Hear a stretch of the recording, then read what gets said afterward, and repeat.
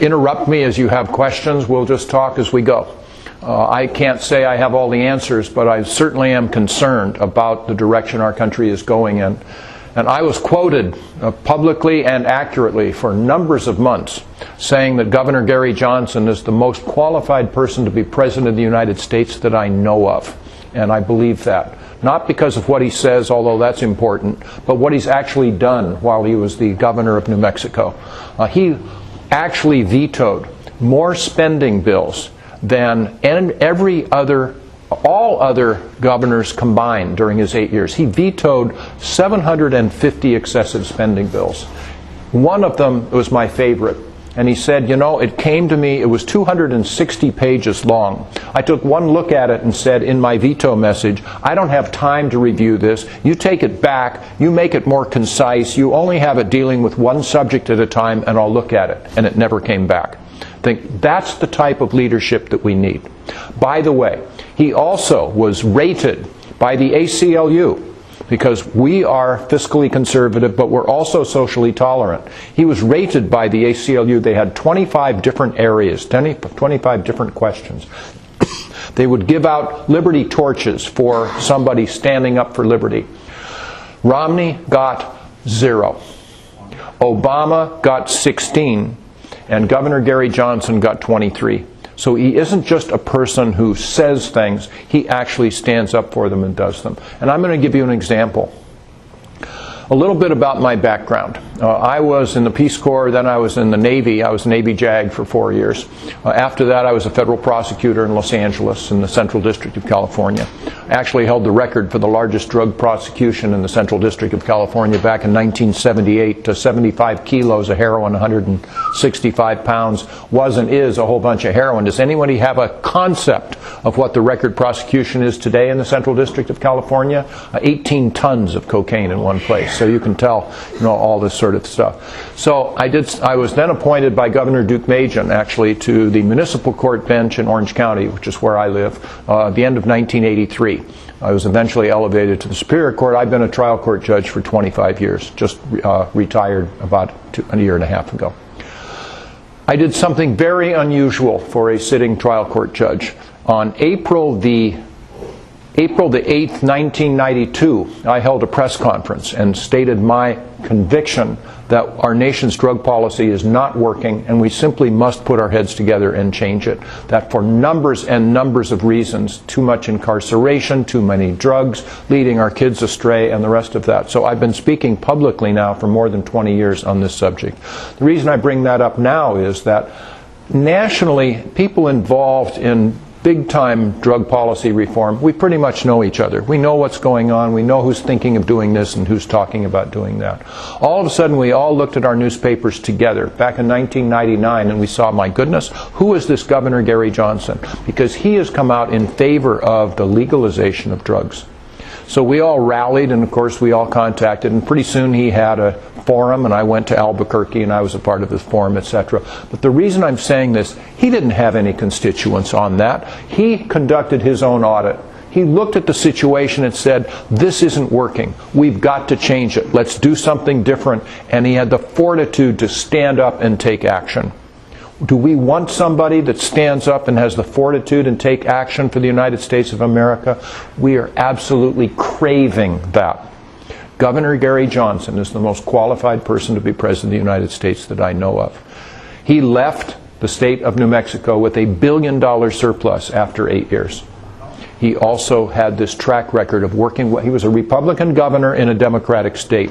He worked well with people. He'd talk to people, figure out what we can do to make things better. He also, by the way, we have endorsed the SAFE initiative. Do you know what the SAFE initiative is here in California? It is for the repeal of the death penalty. You know something? Regardless of your philosophy, and I don't know what it is, and it doesn't particularly matter, the death penalty is not working. And it's so expensive, by the way, if you're interested in anybody interested in how your tax money is spent by chance, you know, maybe so. It's 7 times more expensive to certify somebody for the death penalty than it would be to charge them, convict them, have all of their appeals, and keep them in prison the rest of their lives. So just from a financial standpoint, much less the fact literal fact that the victims, the family of the people that have been killed or whatever, are used as pawns forever. I was a part as a judge of one death penalty case. That was back in 1987. A really bad guy who actually, as best we can determine, robbed AM/PM mini-marts and killed the non-resisting clerks, killed 5 people by executing, just shooting him in the back of the head after they gave him whatever money they had. So I had the preliminary hearing, we bound him over, he went to trial in 1989, was convicted, sentenced to San Quentin. He is still in San Quentin, and he has yet to file his first appeal. I mean, my goodness, how many years ago was that? Where it just simply is not working. It is out of control. Who will support the repeal of the death penalty? Governor Gary Johnson, Judge Jim Gray. The idea, of course, that anybody could be executed and thereafter you find that they were actually innocent of the offense. This is what happened when Governor Gary Johnson was a governor of New Mexico. He actually sponsored legislation that would have required all appeals on death penalty cases to be completed within 2 years. It didn't pass. 4 years after that, they found 3 people, 2 guys and a girl, who were motorcycle gang members and stuff, and they were charged and convicted of death penalty offenses and sentenced to die. 4 years after this happened, the person who had been the primary witness in this recanted her testimony and said, you know, actually I made it up, it didn't happen. Somebody else did it. And eventually that somebody else confessed to the murders, knowing precise information that only the killer would have known. And Governor Johnson said, oh my God, had that legislation that I sponsored passed, these 3 people would be dead. And at that point he just realized this isn't working and we have to change it. The man will stand up for liberty. The man will stand up for what we want. You can look at the Republicans, Romney, you can look at the Democrats, Obama. The Patriot Act, I was a Republican lifelong until the passage of the so-called Patriot Act. And at that point, as a matter of conscience, could no longer be involved in any form of a group that would condone, much less assist, in this direct frontal assault on our civil liberties. So I left the Republican Party. It took me about 9.5 seconds to determine that I was a libertarian, and I've been a libertarian ever since, and I always will be. The NDAA, what does that stand for? The so-called National Defense Authorization Act, passed by Congress, signed by Mr. Obama. What does it do? You all should know. Anybody, citizen or not, if they are labeled a so-called terrorist, they can be they can be detained, namely incarcerated. No charges can be brought against them. No trial will be given them, and they could actually be moved to another country. Who knows what would happen? Well, we do know what would happen to them in another country. They would be tortured, just on the say-so of somebody in the executive department. Who will stand for the repeal of the NDAA? Not Mr. Romney, not Mr. Obama, only Governor Johnson. Does anybody care? The soul of the United States of America is our freedoms and is our liberties. I hope you would agree. Our soul is under attack by our very own government, and this simply must not stand. So they don't even have to get a warrant for these NDAAs? No. So it's just the executive branch, any member of the executive branch? Well, I'm sure it would be the president or something, and that's in the law. But someone in the executive branch could decide that I am a terrorist, and that would take care of that. Habeas corpus is no longer, you know, habeas corpus is only from Congress. The NDAA allows this sort of thing to happen. These simply are not the things that we have to, these are not what we stand for. So, what are issues other than what I've talked about? Are you aware? You all should be, because if you didn't care, you wouldn't be here. You have self-selected to be caring, patriotic Americans. Are you aware that for every dollar that the United States government spends today, 43 cents is borrowed? Do I need to say that again? How many companies could possibly sustain something like that? How many households could possibly sustain something like that? The federal government has been doing it for years. The federal government hasn't even passed a budget. Governor Gary Johnson realizes this, and he says in any type of problem area, there are 3 a three-stage response. The first stage is simply recognizing you have a problem. I think finally our people are understanding that we are fiscally in trouble. We are Greece. We're just bigger, so it's taking longer for this to occur, although it's going to be even harder for us to get out of it than Greece if we keep going the same way we have. But I think we finally realize we have a problem. Number two is you explain the problem.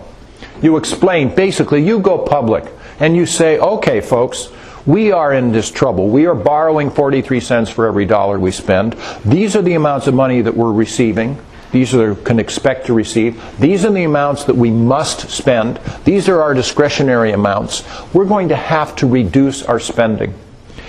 The third group is that you have to everybody will have to share the pain. I believe Americans will rally if you tell them the truth, if you explain the problem, and at that point they believe everyone else will do it, they will do their share. That's what Americans do. I see a couple of Vietnam veterans, and good for you, and Navy. I was Navy and you were Marine Corps, so off we go. People will share. They will rally as long as they don't feel that they're being taken advantage of. So with leadership, we will be able to explain this, and we will submit a balanced budget to Congress in 2013, and it will reduce spending by 43%.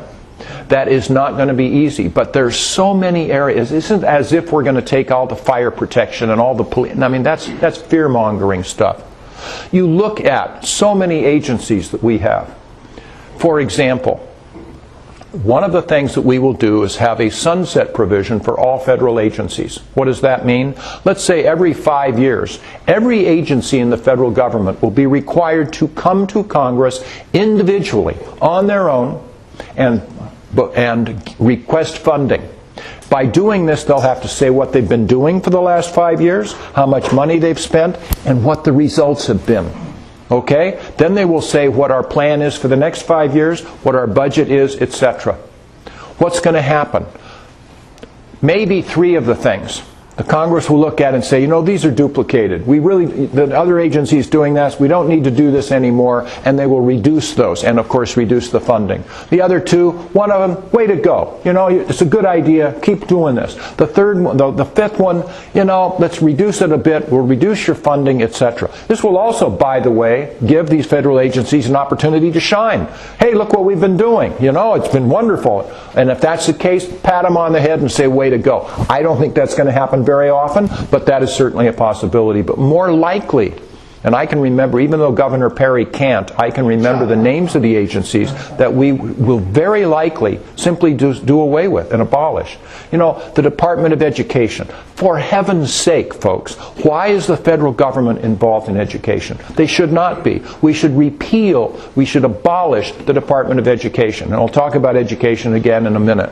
The Department of Commerce, for heaven's sake. This is private industry. The industry can do this. It's a boggle of bureaucrats and everything else. The Department of Energy. Hey, maybe the private sector can figure out what works and what doesn't. Why, for example, has the federal government, the Department of Energy, unilaterally, I would say artificially decided that ethanol should be made from corn? There are all kinds of other products, such as hemp, by the way, that will do it better. I was on a radio show out of Iowa, and a farmer came on. It was a talk show, and he said, well, I'm going to act and speak against my own economic self-interest because I raise corn. However, hemp, or he mentioned some other crop, will be much more successful per acre in bringing much more energy per an acre than corn, and corn will clog your carburetors and the hemp won't. I mean, why should the federal government be involved in this anyway? Get rid of the Department of Education. And then let me talk about something that you probably haven't thought of. But for about the last 10 years, every time I find a Native American, I say, what do you think of the Bureau of Indian Affairs? And to a person, they despise it. Wouldn't you? If you think about what's going on here, and I'm not going to speak about the 1820s when this agency was put in, or 1840s or whatever else, but in today's world, They pat you on the head and say, well, you're not intelligent enough to take care of the education of your children, so the government will do it for you.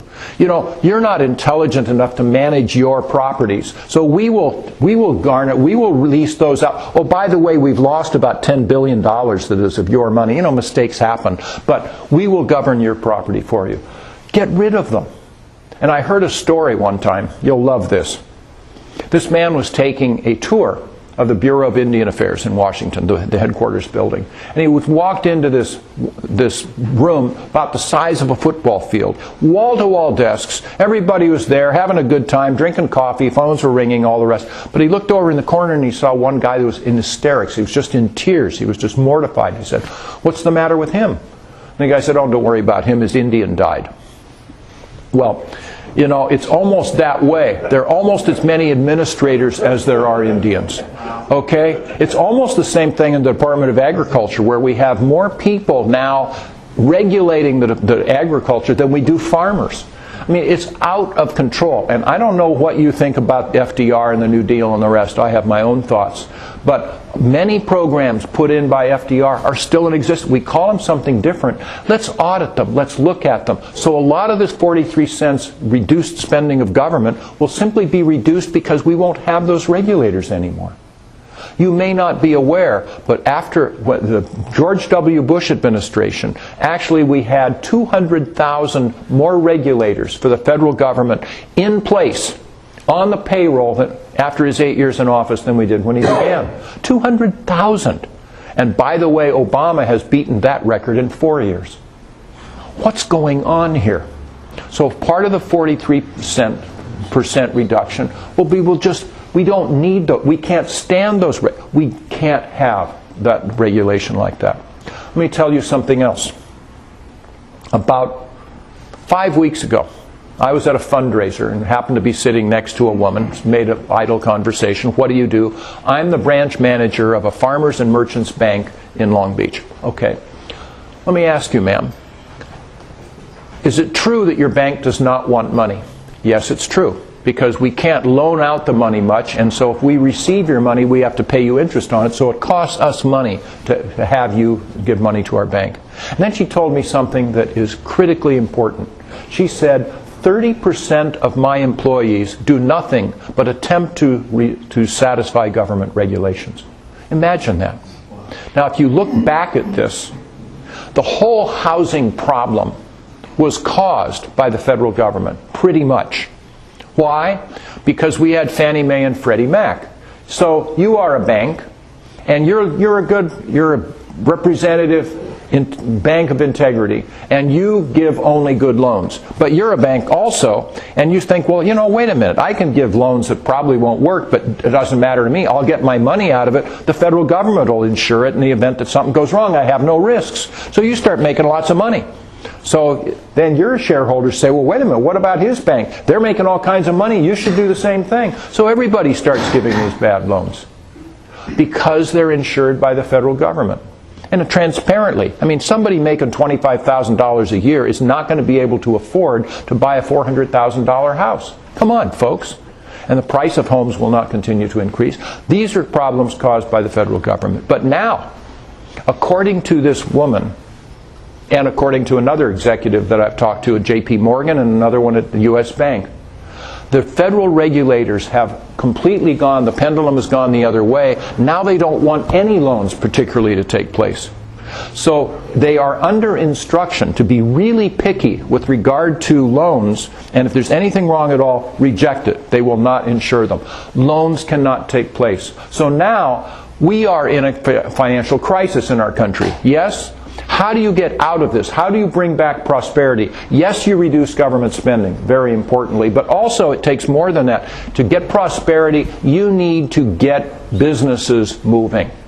Somebody comes to a bank with a good business plan, who is financially responsible, intelligent. You want to give that person a loan so he can start a company of 5, 10, 15 people. That's where jobs come from. These people cannot get loans today. Why? Because of the federal government. The government is the problem. I applaud Ron Paul. I know a lot of you here are supporting Ron Paul. He is a hero.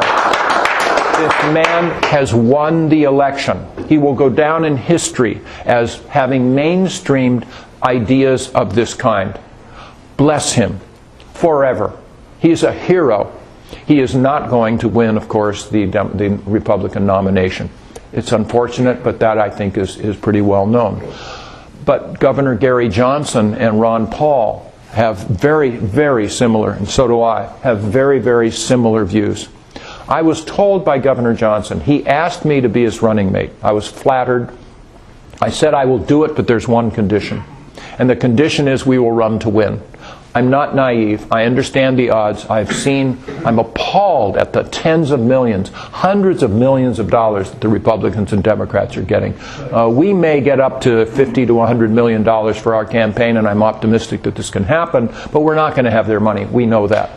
But we will be able to divide this campaign into two phases. Well, three phases. The first phase we've already accomplished. We have been nominated. He has been nominated as a presidential candidate, and I've been nominated as the vice presidential candidate. The second phase will end at the end of this coming September. We still have several months to go. We must be polling at 15%. We must be polling at 15%. Why does that make any difference? Because if we do, we will be a part of the presidential debates. There are 3 of them already scheduled in October, 3 for the president, actually 1 for the vice president. If we poll at 15%, we will be a part of those debates. If we get into the debates, all the rules will change. We definitely have a chance to win, because that was what I told Governor Johnson when I accepted this. There's one condition: we will run to win. We can do this. If we don't get into the debates, I think we're dead. Okay? I've said it. That's realism. If we do get into the debates, I think we have a really good chance. People want that third way. I sent out the information once I received the nomination from the Libertarian Party to my friends and associates and everything on the emails. I got back an email from the former president of the Hispanic Bar Association of Orange County. Has to be a Democrat, I don't know, but I'm assuming so.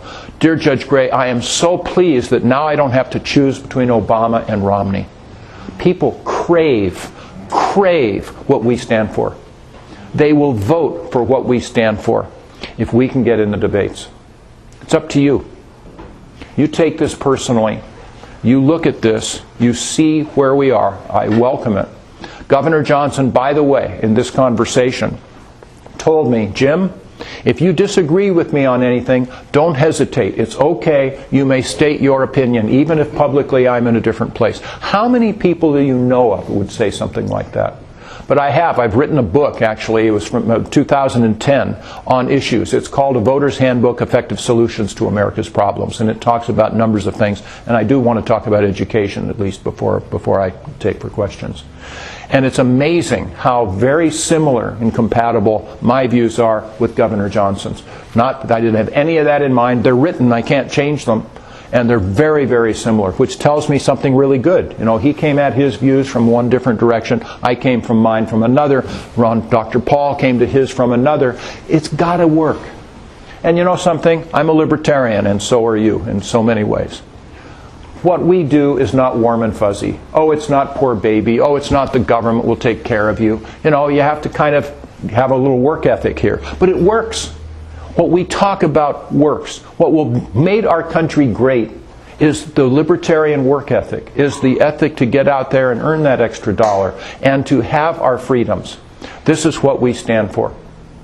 So let me take some questions, but I'd like to talk about education first.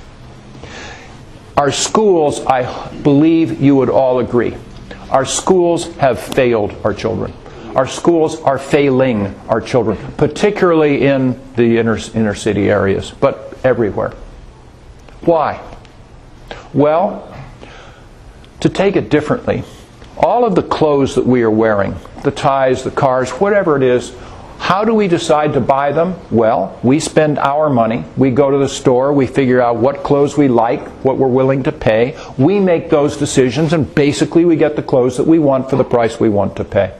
That's the way all consumer goods are purchased. However, in the schools, it's completely different. The schools, the federal government comes from the top, You provide a lot of money to the state. First, of course, the federal government keeps a lot first, then gives it to the state, they keep a bunch, then it goes to the school districts, they work around, keep a bunch, finally comes down to the school administration, they do the same, keep a bunch. Eventually it filters down to the kids. The whole issue can be responded to and answered by one question. And when you're talking to your friends and you're talking about bringing back excellence, which we will do, we will bring back excellence to the school system after 4 years minimum. The question is, who is in a better position to decide where and how your children should be educated? You as the parents or the government? That is not a hard question to answer. So you give the parents the ability to choose where the school dollars are going to be spent. That's what it is. You can call it a school voucher, you can call it a scholarship, I don't care what you call it. You allow the parents to decide where that money is going to be spent, and then if they don't like the school that their kids are going to, what are they going to do? They're going to take them to your school. And what are you going to do? All these students are leaving your school. You're going to do one of three things. You're going to think, wait, what are you doing that I'm not doing? How can I get better so that I can compete? Or you'll go out of business. Good. Either way, good. Or you'll sell to somebody else who will come in and will bring quality. Will bring creativity. We will get excellence back. Why? Because the parents will demand it. That's the answer. It's happening. It's been happening for quite a while in Milwaukee. It's now spread to most of Wisconsin. We will bring this back and bring excellence back to our schools. Pretty much the same deal with health care. We just need competition works. What a secret. Imagine that. Competition works. I'm a libertarian. We are competing in this election campaign. We need you. We need you to take it personally. We need you to spread our message to your circle of friends, to be able to discuss this and tell people. If it just comes down to this, if a poll taker calls you, don't hang up. And your vote is your own, at least for, whatever. But tell them, I'm going to vote for Governor Gary Johnson for president. Imagine the difference it would make to have Governor Johnson in these debates as to the issues that would be discussed. Romney and Obama don't want to talk about drug policy. I mean, they just don't. Certainly not with regard to marijuana, treating marijuana like wine or something like that. They don't want to touch that at all. Governor Johnson's there, it will be discussed. Schools will be discussed. Our military involvement overseas will be discussed. These are things that we must discuss. And I guarantee you that if we are in those debates, we're going to really give them a run for their money. We will give that third way. If only. You know something? Let's do something that America has never done before. We will never agree on the small things. There will always be small things and we'll have disagreements, that's fine. But let's agree on one big thing. Let us elect a libertarian to the White House for 4 years and try liberty and prosperity. And if you don't like liberty, equal opportunity and prosperity after 4 years, you can go back to voting tyranny in again if you want to. But let's try this as an experiment. Let's try working together for the benefit of our children and our grandchildren. It's up to you. It's simply up to you. One more thing. I was in the military, like we've talked about before. I was in Vietnam for a little while, and I've seen what happens. We really must support our troops. If we're going to send any of our troops into harm's way, under the Johnson-Gray administration, those guys are going to be well equipped. However, as Ron Paul says, there are something on the order of 192 countries in the world that are recognized, at least by the United Nations, so we can begin with that. Dr. Paul says that at least we have bases in 130 of them. It depends how you define bases or military reservations, but let's just take that. I think there are probably more, but let's say there are at least, though, in those 130 countries, something on the order of 900, 950 military installations. Do we need those for our protection? I mean, my goodness sakes, do we need those for our protection? I am not an isolationist. I wouldn't bring them all back, but come on. Japan is not in danger of being attacked from anybody. Is Germany going to be attacked by Austria? I really don't think so. There was a town, I read this recently. It was a small town near a big army base in Germany. And they said 92%, you can't leave, this base can't leave because 92% of our gross revenues comes from the military base. I'm thinking to myself, wait a minute, why aren't we spending that in Nebraska or New Jersey or New Mexico? Why are we spending it in Germany in today's world? It doesn't make sense. If we need it for our protection, all bets are off. That's what we will do. But it couldn't possibly be necessary. Sending our troops to Somalia, for heaven's sake? What are we doing? Why are we doing this? Even Afghanistan, which I actually supported going into Afghanistan to root out those people that attacked 9/11. I absolutely disfavored. In fact, I was campaigning for office in 2004. I was the Libertarian candidate for U.S. Senate in California. And I was quoted accurately as saying that if we put ground troops in Iraq without the full involvement and assistance of the world community, it would be the biggest mistake of my lifetime. And I've seen nothing since to change my mind. We simply should not be doing this. We can't afford it. If you look at the Roman Empire, they were never defeated from without, but they overextended and they collapsed from within. Same thing with the Ottoman Empire. If you want to look at the same thing with the Soviet, they all overextended. Guess what we're doing now? And even if it was a good idea, which it has never been, is that what we want to be doing? We can't afford it. We can't continue to do this. Will Romney continue to do this? You betcha. Will Obama? He's already shown that that's exactly what he's doing. Somalia, indeed. Governor Gary Johnson is our only choice. We give you that third possibility. This is the most exciting thing that has happened to me since the birth of my children. This is doable. We are running to win, and this is absolutely doable. We will do it for you, we will do it for our children, and we will do it for our grandchildren. So we're your choice, and it's going to be up to you.